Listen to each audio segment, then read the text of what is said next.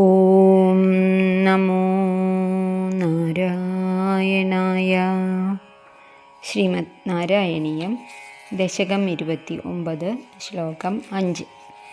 മായാമോഹിനി അസുരന്മാരെയും ദേവന്മാരെയും 2 വരികളിലാക്കി ഇരുത്തിയിട്ട് അസുരന്മാരെ തൻ്റെ പുഞ്ചിരി കൊണ്ടും വാക്കുകൊണ്ടും മൃദു ഭാഷണം കൊണ്ടും നോട്ടം കൊണ്ടും ഒക്കെ മയക്കിയിട്ട് ദേവന്മാർക്ക് മാത്രം വിളമ്പാണ്. അതിന് കാരണം നമ്മൾ ഇന്നലെ തന്നെ പറഞ്ഞു, അനന്തരഫലം അല്ലെങ്കിൽ രൂക്ഷമാകും. അസുരന്മാർക്ക് എങ്ങാനും അമൃത് ലഭിക്കുകയും അവർ ചിരഞ്ജീവികളാകുകയും ദേവന്മാർ തോൽപ്പിക്കപ്പെടുകയും ഒക്കെ ചെയ്താൽ ഈ ലോകം പിന്നെ നശിക്കും. ഈ കൊടുക്കണ സമയത്തെ സന്തോഷം മാത്രമേ ഉണ്ടാവുള്ളൂ. അതുകൊണ്ട് ഭഗവാൻ അസുരന്മാരെ പറ്റിക്കാൻ തന്നെ തീരുമാനിച്ചു.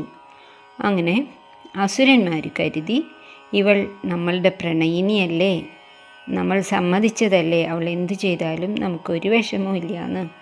ഈ ശ്യാമസുന്ദരിക്ക് എന്താണോ ഇഷ്ടം അത് തന്നെ നമ്മളുടെയും ഇഷ്ടം. അവർക്ക് ആദ്യം വിളമ്പിക്കോട്ടെ, ദേവന്മാർക്ക് വിളമ്പിക്കോട്ടെ, നമുക്ക് കാത്തിരിക്കാം, നമുക്ക് തരാതിരിക്കൊന്നുമില്ല എന്നൊക്കെ കരുതി അവരങ്ങോട്ട് ശ്രദ്ധിക്കാതെ മോഹിനിയിൽ മയങ്ങി ഇങ്ങനെ ഇരുന്നു. മോഹിനി ഇടയ്ക്കിടയ്ക്ക് അവരെ ഒന്ന് നോക്കി പുഞ്ചിരിക്കും. അപ്പോൾ അവർക്ക് അമൃത് ലഭിച്ചതുപോലെയുള്ള സന്തോഷമാവും. അങ്ങനെ അമൃതപാത്രം ഒഴിയുന്നതുവരെ മോഹിനി ദേവന്മാർക്ക് വിളമ്പി. ദേവന്മാരുടെ വരിയിൽ ആ അറ്റത്താണ് സൂര്യനും ചന്ദ്രനും ഇരുന്നിരുന്നത്. അപ്പോൾ അസുരന്മാരുടെ ഇടയിലുള്ള ഒരാൾക്ക്, രാഹു എന്ന അസുരന് ഒരു സംശയം തോന്നി. ഇത്ര നേരമായിട്ടും എന്താണ് നമ്മൾക്ക് വിളമ്പെന്ന് കാണാനില്ലല്ലോ, കണ്ണ് തുറന്ന് നോക്കട്ടെ എന്ന് നോക്കിയപ്പോൾ മനസ്സിലായി ദേവന്മാർക്കാണ് വിളമ്പണേ എന്നുള്ള കാര്യം. ഉടനെ വേഷം മാറിയിട്ട് ദേവന്മാരുടെ പോലെയുള്ള മഞ്ഞ വസ്ത്രവും കിരീടവും ആഭരണവും മാലകളും അലങ്കാരങ്ങളും ഒക്കെ ആയിട്ട് രാഹു ഒരു ദേവനെ പോലെ ദേവന്മാരുടെ അവസാന ഭാഗത്തിരിക്കുന്ന സൂര്യൻ്റെയും ചന്ദ്രൻ്റെയും ഇടയിൽ പോയിരുന്നു. അപ്പോഴേക്കും ഭഗവാൻ സൂര്യന് വിളമ്പി, അമൃത് വിളമ്പി, രാഹുവിനും വിളമ്പി, ചന്ദ്രനും വിളമ്പി. രാഹു അതെടുത്ത് ഭക്ഷിക്കാൻ തുടങ്ങണതും സൂര്യചന്ദ്രന്മാർ പറഞ്ഞു കൊടുത്തു, ഇതേ ഇരിക്കണ ആൾ ദേവനല്ല, അസുരനാണ്, രാഹു ആണ് എന്നുള്ളത്. ഭഗവാൻ അറിയാതെയൊന്നുമല്ല, അതും അവിടുത്തെ ഒരു ലീല. ഭഗവാൻ അല്പം വിളമ്പിയതും രാഹു അല്പമാത്രം ഭക്ഷിച്ചതും കഴുത്തുവരെ എത്തിയതും സൂര്യചന്ദ്രന്മാർ കാണിച്ചു കൊടുത്തതും ഭഗവാൻ സുദർശന ചക്രം കൊണ്ട് രാഹുവിൻ്റെ കഴുത്ത് മുറിച്ചതും എല്ലാം ഒപ്പം തന്നെ കഴിഞ്ഞു. ആ കഴുത്ത് മുറിക്കപ്പെട്ട രാഹുവിൻ്റെ തലയെ രാഹുഗ്രഹം എന്ന സ്ഥാനം നൽകി ഭഗവാൻ ആകാശത്ത് ഇരുത്തി. പിന്നെ കേതുവിൻ്റെ കാര്യമൊന്നും ഭാഗവതത്തിലും പറയണില്ല, നാരായണീയത്തിലും പറയണില്ല. നമുക്ക് ശ്ലോകം നോക്കാം. അസ്മാസുയം പ്രണയിനീതി അസുരേഷു തേഷു ജോഷം സ്ഥിതേഷ്വധ സമാപ്യ സുധാം സുരേഷു ത്വം ഭക്തലോകവശഗോ നിജരൂപമേത്യ സ്വർഭാനും അർദ്ധപരിപീതസുധം വ്യലാവി. അർത്ഥം: അഥാ പിന്നീട്, ഇയം അസ്മാസു ഈ സുന്ദരി, ഈ ശ്യാമസുന്ദരി മോഹിനി, അസ്മാസു പ്രണയിനി ഇതി അസുരന്മാർ പറയാണ്, ഇവൾ നമ്മളിൽ നല്ല പ്രണയമുള്ളവൾ തന്നെയാണ്. എന്താ അവളുടെ ഒരു ഭംഗി, വാക്കുകൾ, കടാക്ഷം, ഇങ്ങനെയുള്ളവൾ നമ്മളുടെ പ്രണയിനിയായത് നമ്മളുടെ ഭാഗ്യം എന്നൊക്കെ പറഞ്ഞ് അസുരേഷു തേഷു ആ അസുരന്മാരങ്ങനെ ഇരിക്കുന്ന സമയത്ത് ജോഷം സ്ഥിതേഷു പിന്നെ അവർ മിണ്ടാതെ ഇപ്പം കിട്ടും എന്ന് വിചാരിച്ച് അങ്ങനെ ഇരിക്കുമ്പോൾ ഭക്തലോകവശക ആയിട്ടുള്ള ഭഗവാൻ ഭക്തലോകന്മാർക്ക് മാത്രം തൻ്റെ പ്രിയം അനുഗ്രഹം നൽകുന്നവനായ ഭഗവാൻ സുധാം സുരേഷു സമാപ്യ സുധയെ അമൃതിനെ സുരേഷു ദേവന്മാരിൽ തന്നെ വിളമ്പി അവസാനിപ്പിക്കാനായി, സമാപിക്കാറായി. നിജരൂപമേത്യ അർദ്ധപരിപീതസുധാം സ്വർഭാനും വിലാപി. ആ സമയത്താണ് സ്വർഭാനു അഥവാ രാഹു എന്ന അസുരൻ ഈ സൂര്യൻ്റെയും ചന്ദ്രൻ്റെയും ഇടയിൽ വന്ന് ഇരുന്നത്. ഭഗവാൻ അങ്ങനെ വിളമ്പുകയും രാഹു അല്പം മാത്രം എടുത്ത് കഴുത്തിലെത്തിയിട്ടില്ല, വായിൽ നിന്ന് അങ്ങോട്ട് ഇറങ്ങിയിട്ടുള്ളൂ. അപ്പോഴേക്കും സൂര്യനും ചന്ദ്രനും പറഞ്ഞു, ഭഗവാനെ അസുരനല്ലേ ഇരിക്കുന്നത് എന്ന്. ഉടനെ ഭഗവാൻ അമൃത് വിളമ്പിക്കഴിഞ്ഞു എല്ലാവർക്കും, ദേവന്മാർക്കൊക്കെ. തൻ്റെ ഭഗവത് വിഷ്ണുവിൻ്റെ ആ രൂപം തന്നെ ധരിച്ചിട്ട് സുദർശന ചക്രത്തെ സ്മരിച്ചു. സുദർശന ചക്രം വന്നു രാഹുവിൻ്റെ കഴുത്ത് മുറിക്കുകയും ചെയ്തു. അതാണ് ഈ ശ്ലോകത്തിൽ പറയുന്നത്. മോഹിനി അമൃത് വിളമ്പുന്ന സമയവും അസുരന്മാർ അഹോ രൂപം അഹോ ധാമം അഹോ അസ്യ നവം വയ, എന്താണ് അവളുടെ ഒരു ഭംഗി, നല്ല പാകമുള്ള സൗന്ദര്യം, വയസ്സാണെങ്കിൽ ശ്യാമം, ഏറ്റവും നിറഞ്ഞ യൗവനം എന്നൊക്കെ പറഞ്ഞ് നമ്മളുടെ പ്രണയിനിയെ നമുക്ക് കാത്തിരിക്കാം എന്ന് പറയുന്ന സമയത്ത് ആ മോഹിനി കനകനൂപുരങ്ങളൊക്കെ കിലുക്കിക്കൊണ്ട് അവരുടെ ഇടയിൽ നടക്കും, എന്നാൽ ദേവന്മാർക്ക് കൊടുക്കും. അങ്ങനെ അവർ പറ്റിക്കപ്പെട്ടു എന്നാണ്.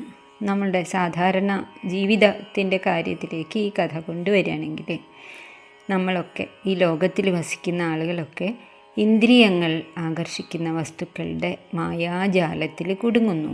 ജാലം എന്ന് പറഞ്ഞാൽ തന്നെ വലയല്ലേ.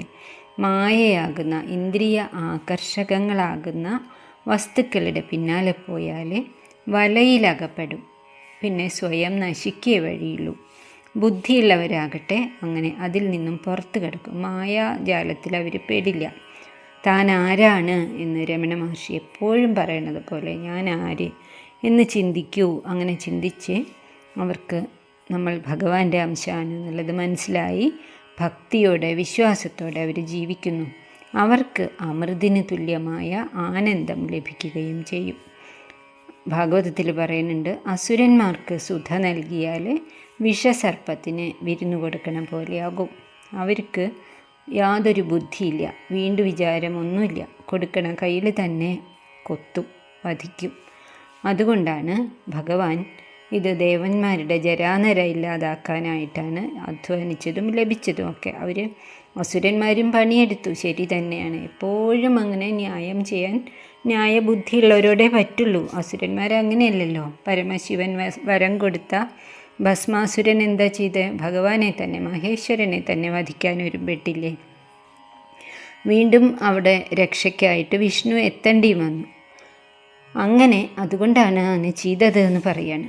പക്ഷേ അപ്പോഴും അസുരന്മാരിൽ ഒരാളൊരു സൂത്രം പ്രയോഗിച്ചു. ആരാ?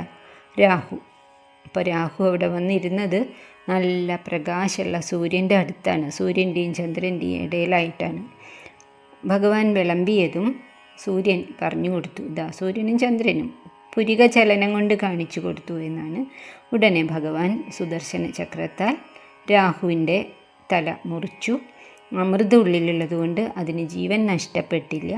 ആ രാഹുവിനെ ഭഗവാൻ തന്നെ ഒരു ഗ്രഹമായിട്ട് നിയമിച്ചു. ഇപ്പോഴും അമാവാസിക്കും പൗർണമിക്കുമൊക്കെ സൂര്യചന്ദ്രന്മാരെ വിഴുങ്ങാനായിട്ട് അത് ശ്രമിച്ചു കൊണ്ടിരിക്കുകയാണ് എന്നാണ്. സയൻസിൻ്റെ ഭാഷയിൽ വേറെ തരത്തിൽ വ്യാഖ്യാനിച്ചാലും വിശ്വാസത്തിൻ്റെ ഭാഷയിൽ അല്ലെങ്കിൽ ഭാഗവതത്തിൻ്റെ രീതിയിൽ ഇങ്ങനെയാണ് പറയണത്.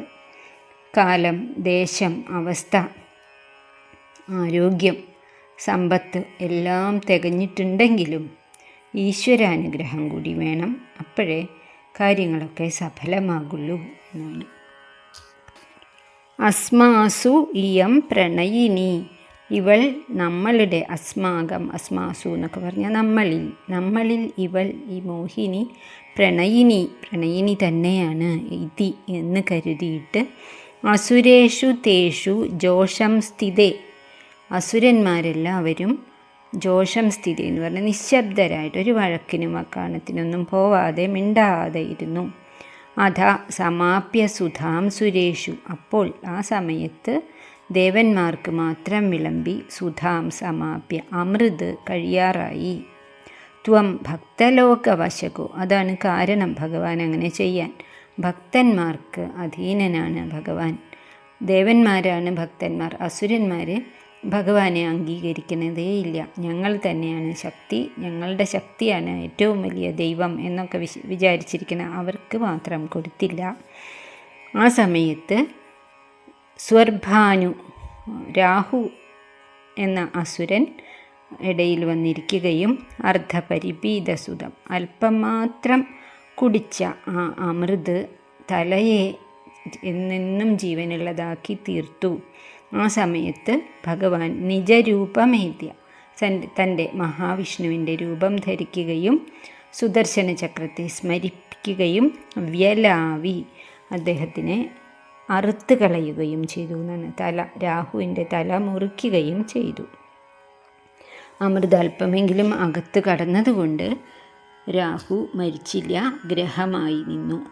തന്നെ ഒറ്റിക്കൊടുത്ത സൂര്യചന്ദ്രന്മാരോടുള്ള വിദ്വേഷം സഹിക്കാതെയാണ് തരം കിട്ടുമ്പോഴൊക്കെ ഈ ഗ്രഹണം എന്ന് പറഞ്ഞാൽ തന്നെ പിടിച്ചു വിഴുങ്ങുക എന്നാണ്. അതിനായിട്ട് ഒരുങ്ങുന്നത് ഈ രാഹു നക്ഷത്രം.